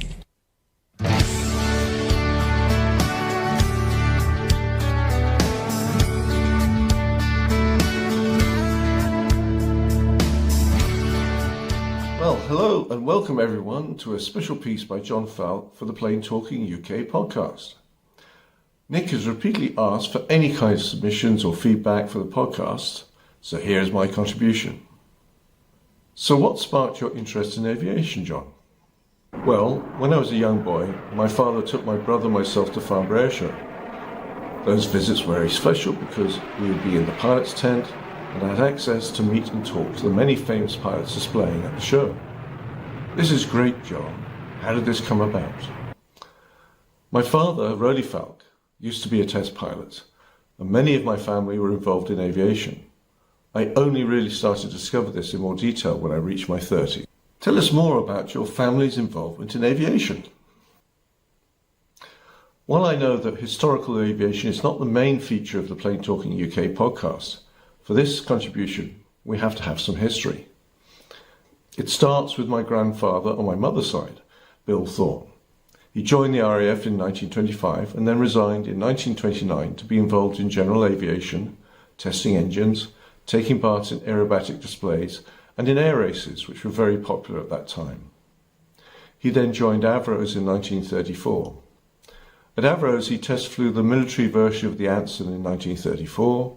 Then in 1939, with Sam Brown, test flew the Manchester, followed later by the Lancaster, the York, the Lincoln, the Lancastrian, and then with Jimmy Orrell, the Avro Tudor. All these aircraft had been designed by Roy Chadwick. Cruel fate then occurred when in a test flight of the Avro Tudor II, Bill was killed with Roy Chadwick and two others in 1947. Yes, a very sad day for British aviation. Then, moving forward with my father, Roddy Falk, whose flying career started in the 1930s, where he flew on many charters around the UK and Europe, including, for instance, flying newsreel cameramen to the Abyssinian War, now Ethiopia, with Italy, and to the Spanish Civil War. He joined the RAF in late 1939 and was based in Farnborough in the Experimental Flying Department. He went on to be chief test pilot at Farnborough during the Second World War, flying not only Allied aircraft but many German captured aircraft. He left the RAF after the war ended and joined Vickers, where he had a bad accident in a Wellington in 1946 while testing reversible pitch propellers. While on landing approach, they engaged faster than expected, with the result that he and the Wellington went through a house near the end of the runway. He joked about this in later years by saying what nice wallpaper they had in their bedroom as he went through. He luckily survived, thankfully for myself as well, with broken legs, a broken arm, fracture of the spine and various bits of metal embedded in his head. Indeed, it was lucky he survived, otherwise we would not be here to do this podcast. In 1950, he joined Avros, where most people know about his work on the Avros 707s and the Avros 698 Vulcan. Test pilots in those days were famous in the same way that Formula One drivers and footballers are today. Roddy was known as the pinstripe test pilot because he was flying in a business suit frequently. Probably the most talked about piece of flying he did was at the 1955 Farnborough Airshow, where he rolled the Vulcan. He retired from test flying in 1957, having flown over 300 aircraft types. A lot of aircraft types then, John. Yes, indeed, and now to go back a bit in time, my other grandfather, Oswald Foxy Falk, was involved in Frank Whittle's development of the jet engine in the 1930s. Whittle had run out of money and the government was not interested in helping. My grandfather's merchant bank, O.T. Falcon Partners, provided funding in 1935 at a critical time for power jets. The rest is history, as they say. So, two grandfathers and your father involved in aviation, John. Yes, but there is more. My mother Lisa joined the Wrens, the Women's Royal Navy Service, working as a fitter on aircraft engines like the Seafire and Seafury. In 1949, she married David Hanson, who was a graduate of the Empire Test Pilot School at Boscombe Down, and was a test pilot in the Fleet Air Arm. But he was tragically killed when flying a Western Wyvern. She then went on to marry my father, a brave woman who had lost her father and first husband while they were test flying. My uncle, Peter Thorne, was in the RAF. Peter flew Meteors, Javelins, Lightnings, Wessex helicopters, flying for the Battle of Britain memorial flight in their Spitfires, and finally teaching new students in Chipmunks up to his retirement from the RAF at age 60.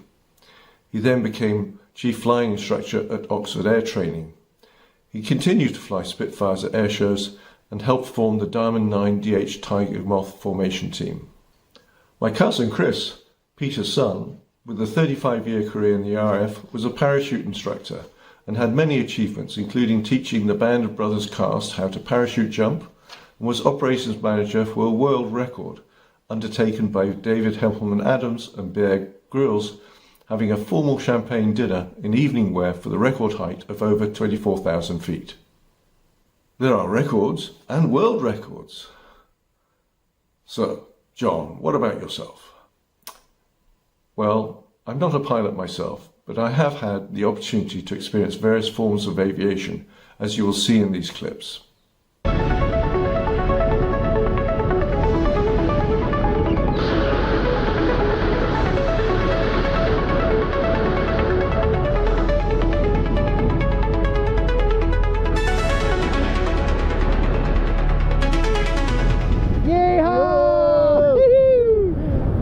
Turn the camera off and concentrate on the flying because we just had a flying thermal going on and we are now at 2,700 meters and it took us about 2 minutes. How you feeling, John? Fantastic, Hugh. What a great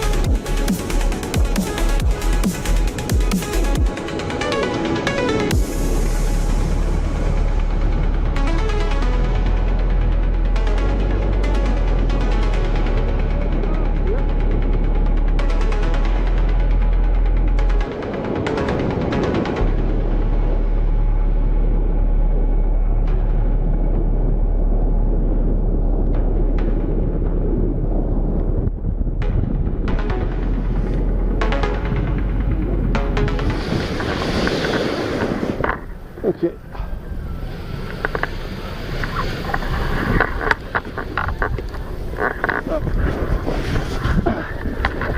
Fantastic, man.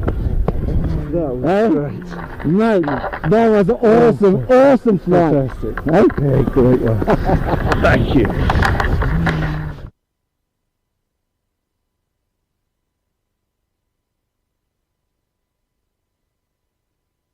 Two questions. What has been your favourite seat on a passenger aircraft? We know that 1A is good for Nev, but for me, travelling internationally on business on long haul, I would have to select 62K or 62A on a British Airways 747 in the upper deck. With a nice cupboard by your side to put your papers and drinks on, only 24 seats in the upper deck, so it feels like an executive jet, and as it's by an emergency exit, a straight walk out from the seat. No clambering over the next door passenger's legs. And your favourite aircraft? It must be the Avro Vulcan, because all the associations with my father. Thank you, John, and thank you to PT UK for allowing me to make this contribution to the PT UK podcast. Say goodbye, John. Goodbye, John. Wow. Wow, wow, wow, wow, wow. Wonderful. John, thank you so very much. What an incredible video. And some great memories there as well. Just some great, great memories. Oh. I mean, to be honest with you, John, I had no idea. I mean, if you don't mind me saying so, you're a very modest gentleman when we met you on the plane and we're just having a chat about things. And you obviously hinted about some of the things that your father had done. I had no idea that your involvement in aviation, your family's involvement in aviation went so deep. What a fascinating insight into decades of aviation and how your family were involved with that. Absolutely incredible. Thank you very much indeed for putting all that together, and also for the production values, which I think we need to sharpen up our game. I know. I was going to say, it's just like we Nev, we're going to have to raise our game, I think. Now, as a listener, I can tell you the bar has now been set sky high, John. You've really now. Absolutely. We still Steven Spielberg production. I know. We still very much welcome a humble little voice note. Please don't. We'd love to have your feedback here. As always, it's podcast@planetalkinguk.com. You can also get in touch with us via Facebook on our socials. That's a great way of sending a voice note if you want to at the moment. Do let us know about your favourite plane. In fact, why not answer the question we always ask our guests, which is, if the aircraft, whether it be retired or still flying, whatever it is that you fancy, what is the one aircraft you would love to either have a fly of or be a passenger in, whether it be retired or not? Why not get in touch? Podcast@planetalkinguk.com. You can send your message in via Facebook Messenger as well. That's a great way to get a little voice note across. Or you can send us an email, again, podcast@planetalkinguk.com. Darren Smith says VC10. Very good. Yeah. Okay, yeah. Different. I like that. I already know what Dirk is going to say. Probably going to be the same as mine, the SR-71. I'm watching the chat room now for Dirk. Brace yourself. Yeah, here we go. Indeed. Anyway, we're mentioning grey stuff quite a lot, sir. Oh, we are, aren't we? Well, luckily for us, Armando has prepared some military stories, and it'd be rude of us not to do them. Even I am going to do two of the military stories tonight, much to amazement. But I know, no one is more shocked than me, Nev. I'll hit the button, shall I? What's up, Buggies? 13550, Angel 16, heading 340. Okay. 100 Buggies.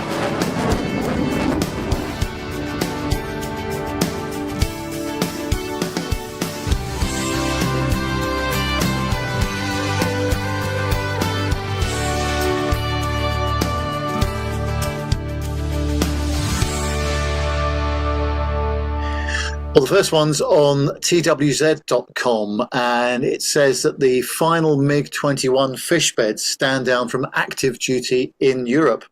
The last of the classic Cold War era MiG-21 fish bed fighters in Europe have been stood down from operational duties. Assigned to NATO, the Croatian Air Force was the final European operator of the MiG-21, a type that originally entered service back in 1959. And which has been a presence over the continent ever since then in the hands of more than a dozen different nations. Croatia's Ministry of Defence announced that as of December the 1st, its MiG-21s, which equip its sole fighter squadron, would no longer defend the country's airspace during peacetime quick reaction alert duty, QRA. Although Croatia has already begun to receive far more advanced Dassault Rafale multi-role fighters, these won't start operational duties yet, since they are required for pilot training.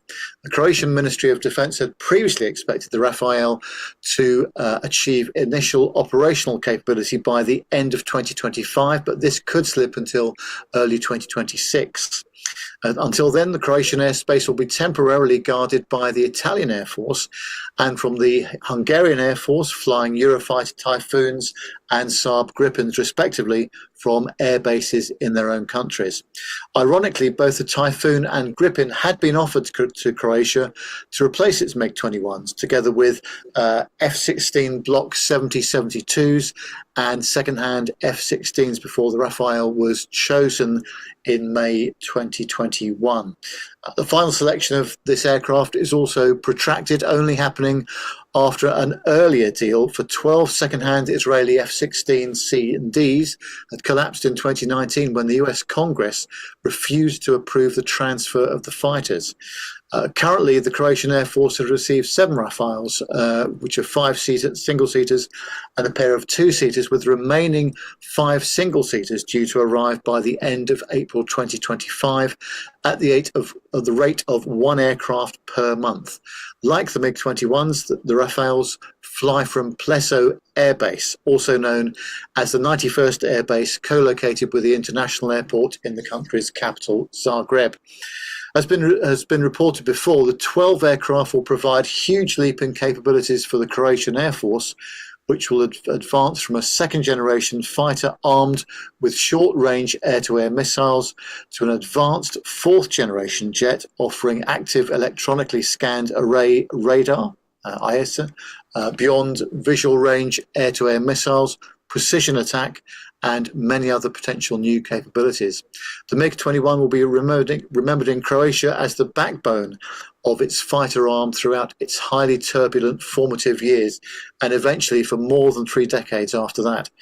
At the same time, Croatia will go down in history as the final operator of the MiG-21 in Europe. The fishbed still serves some elsewhere in the world, however, notably in India and North Korea, where smaller numbers of the iconic fighters are still operating in a handful of other countries. Goodness, it also shows as well how long it takes from procurement of new aircraft to get them operational in war-ready situation, doesn't it? It's many years. Amazing. Yeah, there we go. Indeed, we're just this is the only bit. This is the only trouble, isn't it? Nev? The trouble is it's like basically we don't know enough about the actual the military industry, if you like, to sort of pass comment. So we have to sort of read the story a bit as is. But as you say, it's time scale.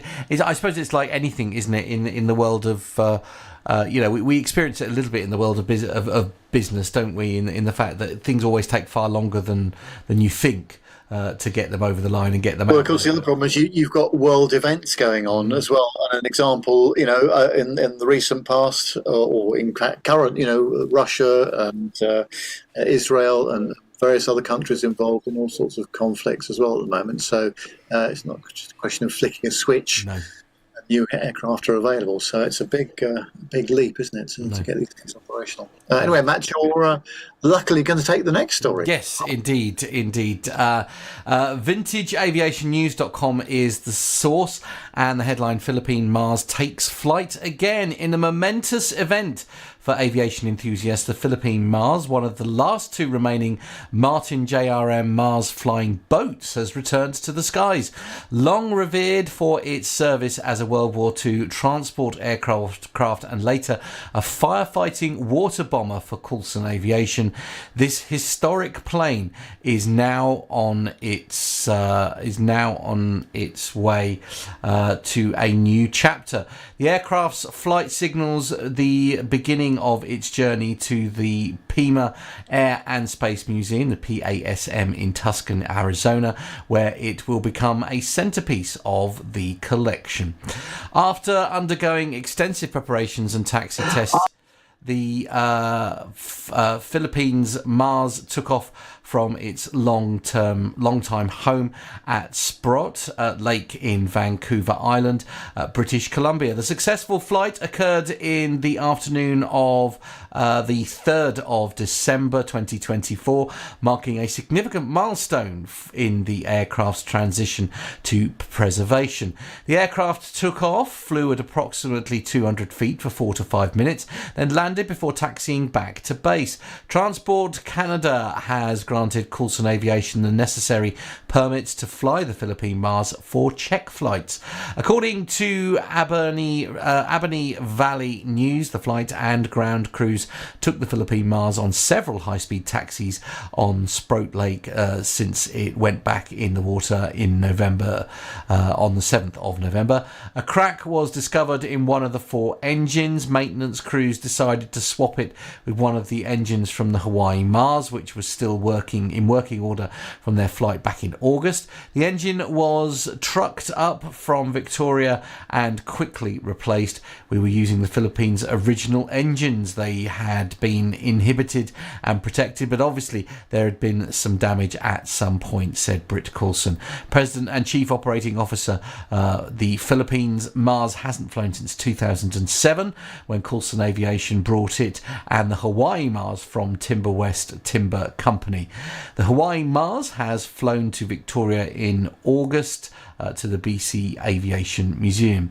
In March 2024, British Columbia Aviation Museum announced its acquisition of the Hawaii Mars, the sister ship to the Philippine Mars. Just weeks later, PASM surprised aviation fans by revealing on Facebook that it would become the permanent home of the Philippine Mars.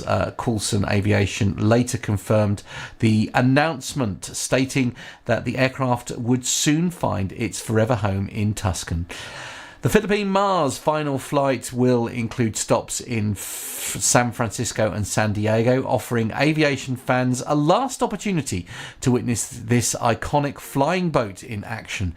It will then go to an undisclosed lake in Arizona before being partially dismantled for overland transport to PASM, with the Hawaii Mars now proudly displayed at the British Columbia Aviation Museum, and the Philippine Mars soon join them. Aviation history enthusiasts can celebrate the preservation of these two remarkable aircraft. I mean, what an amazing story, really. A bit of a relief, really, especially when we're talking earlier in the show about, such an iconic aircraft not being preserved. It's nice to hear that it is still possible, really, and that there is something quite special about the old the boat planes, as I call them. I don't know whether we're allowed to talk about pronunciation at all. No, we're not. No. We won't mention it's pronounced Tucson then. Oh no. Okay. All right. What should I have said? You didn't say Tucson. You said something else. But Did I? Don't worry about that, because I'm now setting myself up for a fall. Lovely. Okay. I'm now going to read a story, especially for Darren Smith, all about the Norwegian Air Force. So there's going to be opportunity for criticism and mispronunciation here, I can tell you. Can't wait. This one's on highnorthnews.com. And it says that this week, Norwegian, US and UK Air Forces are conducting the Norwegian-led exercise Apex Buccaneer in the High North, closely integrated with units from the Norwegian Navy, Army and Special Forces. The air assets include Norwegian F-35 fighters and P-8 maritime patrol aircraft, a US B-52 bomber, KC-135 Strato tankers, a U-2 reconnaissance aircraft and F-35 fighters, as well as UK F-35s and Eurofighter Typhoon fighters and an RC-135 reconnaissance aircraft. The exercise overall aim is to conduct deterrence and protect the High North, according to the Norwegian Armed Forces. The Arctic is a critical region for our collective security and global stability. Training with our Norwegian and UK allies in this environment demonstrates our shared commitment to defending NATO's northern flank and adapting to emerging threats, says General James Hecker, commander of the US Air Force in Europe. More specifically, the combined forces practice detecting, tracking and neutralizing a simulated enemy target on Norwegian territory. The US regularly sends bombers to Norway and the neighbouring countries of Sweden and Finland and Iceland through the Bomber Task Force mission, the BTF, for strategic deterrence in the High North. A US B-52 bomber trained in Finnish airspace with the Finnish FA-18 Hornet fighters 3 times last month on November the 5th, 7th and the 25th. On the first mission, the bomber entered Finland via northern Norway. In February, US B-1 bombers also operated from northern Sweden. The US bombers B-52, B-1 and B-2 have extensive range and enormous payloads. The first and the latter can also carry nuclear weapons. They can take off in the US and arrive in the Norwegian Sea and the Barents Sea in just a few hours with a massive weapons load. We are actually taking long-range missiles that are hard to to protect oneself against here, says Colonel Morten Hanscher, Chief Advisor for Fighter Aircraft in the Norwegian Air Force. He emphasises that Norwegian integration with such American capacities is about deterrence. Also we've got on the aviationist.com, Royal Norwegian Air Force releases rare IR images of B-52s flying over the Norwegian Sea. Well, the Norwegian Air Force has released some pretty interesting shots showing US B-52H Strata Fortress bombers as seen through the P-8 Poseidon Westcam MX-20HD EO/IR, which is electro-optical infrared sensor. The bombers were taken part to the Norwegian-led tri-national exercise with the US and UK dubbed Apex Buccaneer. The assets work together, also integrating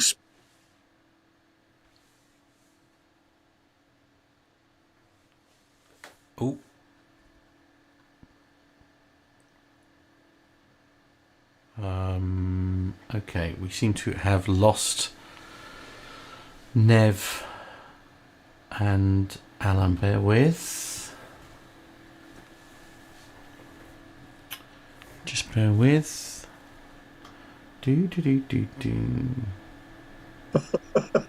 Okay, I think they're back, hopefully. Oh, right, we had a dropout, did we? We did, yes. I think they're back. Bear with. It's stable. I'm just checking to make sure it's stabilizing. I've lost. Hang on. I'm just trying to sort out the. Where are we? Display 2. We want. Do you think it was because we were reading too much military? I think that's what it is. We've gone too far. There we are. Right. Yeah. You're moving again. Lovely. Happy days. You bored the internet now. You bored the internet. Yes. Absolutely. No, maxed out the bandwidth because of military discussion. Indeed. So fortunately, this is unbelievable. I was actually reading along with you, Nev, which is not like me at all. So if I could just trouble you, please, to read the last two paragraph. The last paragraph. The assets work together, and then I can splice that all together. All right. Very good. Here we go. The assets work together, also integrating Special Forces assets on the ground to drop live weapons on targets. The only aircraft to employ the live ordnance were the B-52s, which were engaged targets at the Surtemoen military range in Norway. Well, I think you did very well on all of those pronunciations, I think, to be fair. Oh, dear me, yes, there we are. Honestly, yeah.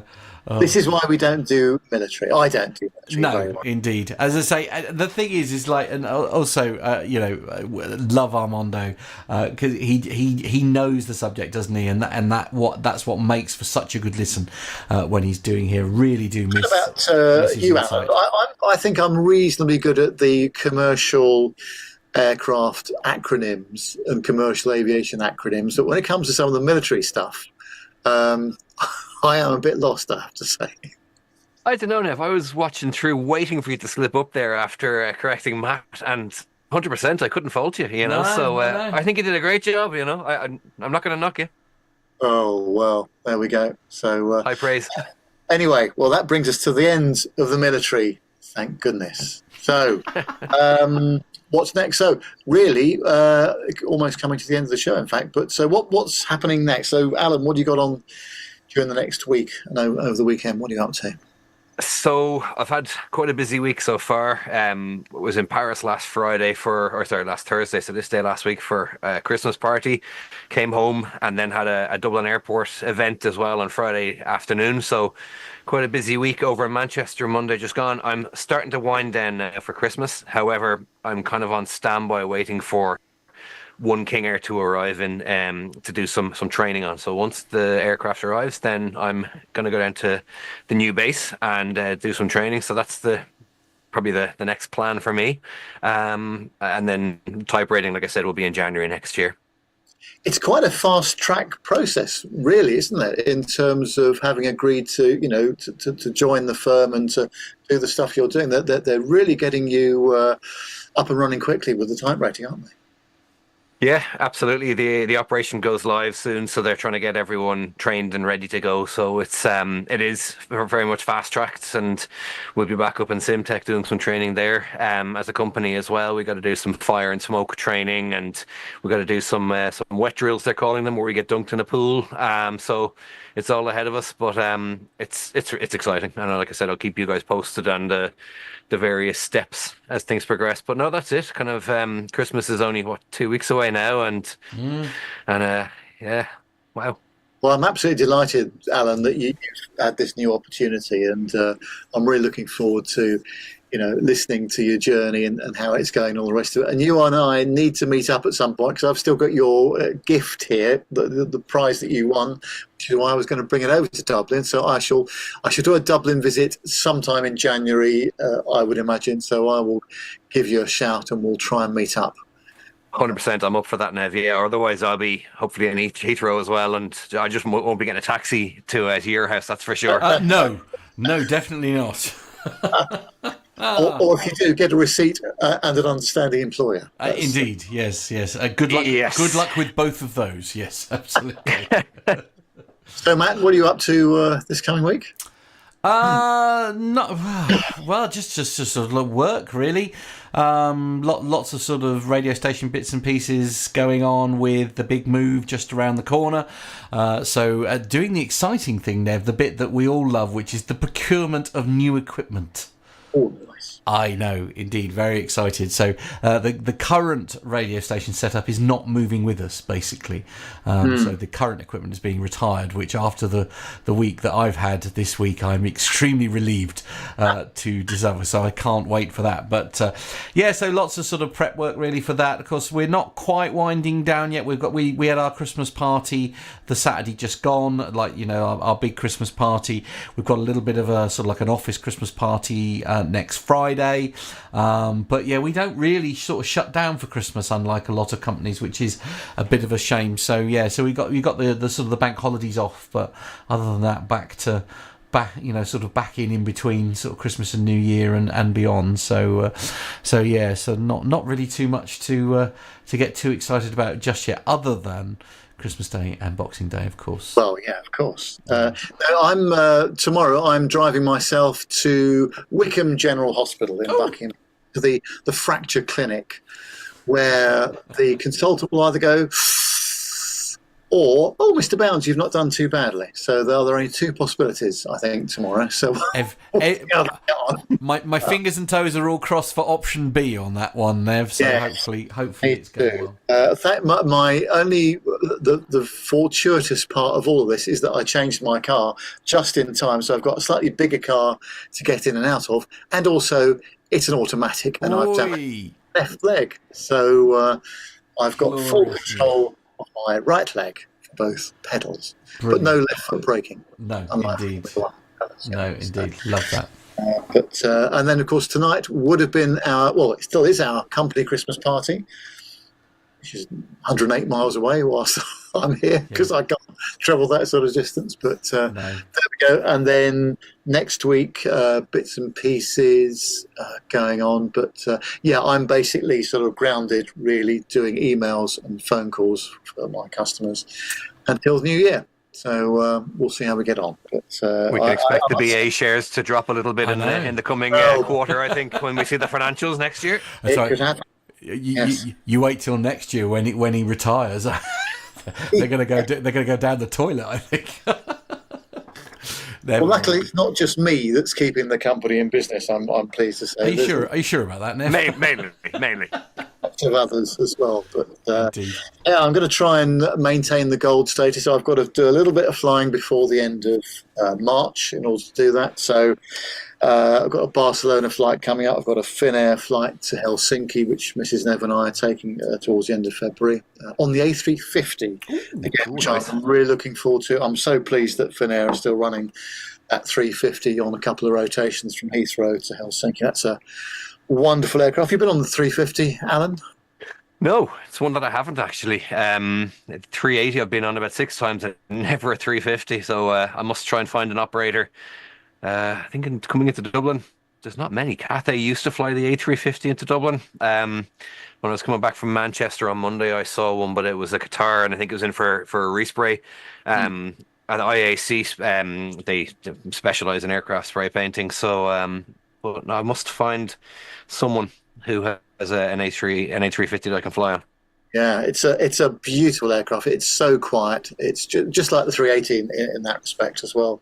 They've done a great job of it. So, but let's think about how to get in contact with us here at the show. It's Facebook, Twitter, or Instagram, or LinkedIn. Just search those social media platforms for Plain Talking UK. You can email the show, as Matt was saying earlier, podcast@plaintalkinguk.com, and of course our website is www.plaintalkinguk.com. You can subscribe to our YouTube channel, which so many people have done, and you'll get notifications when we go live, and you can help to shape the conversation of the show by joining us in the chat room. So just go to youtube.com and search for Plain Talking UK. You can also become a Patreon of the show.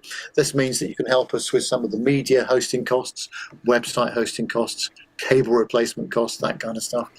And you can do that just by going to our website at plaintalkinguk.com. Got to say a very big thank you to John Falk for his excellent piece that he contributed tonight. And if you want to do the same, send us some video or some audio, just send it to podcast@plaintalkinguk.com.